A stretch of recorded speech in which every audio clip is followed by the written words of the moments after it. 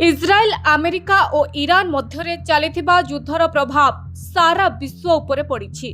दिनक दिन युद्ध बढ़िबारु इंधन दर वृद्धि पाइबो बोली आशंका करा जाउथला। हेले सरकार एहारी मध्यरे गोटिए बड़ निष्पत्ति नेछंती।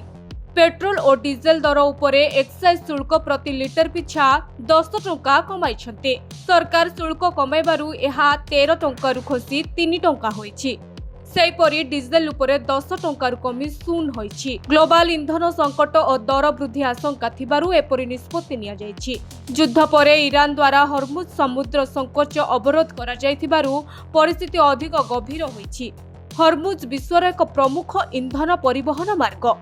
युद्ध आगरु प्राय 20% ग्लोबल क्रूड तैल और गैस एही संकोच माध्यम रे जाउथुला। भारत पई एहा अत्यंत जरूरी मार्ग। भारत आमदानी करुथुबा तैल प्राय अधा अंश एही रास्ता देई आसे। एहा सह पश्चिम एशियारु बहु परिमाण रे तरल प्राकृतिक गैस आमदानी करे। कतार और ईरान रु एही मार्ग द्वारा बहु परिमाण रे एलपीजी मध्य आमदानी करा जाए। हर्मुज परिवहन मार्ग उपरे भारत निर्भरशील थिबारु ईरान युद्धर प्रभाव भारत उपरे पड़िछि। तेबे सरकार एहा उपरे निजर मंतव्य रखिछंती। वर्तमान सुधा 60 दिनर तैल और 30 दिनर एलपीजी सिलिंडर भारत रे रहिछि। भारत सरकार कोनोसी असुविधा न हेबा पई समस्त प्रकार व्यवस्था करुथुबा कुहा जाइछि। ब्यूरो रिपोर्ट ओडिशा संवाद।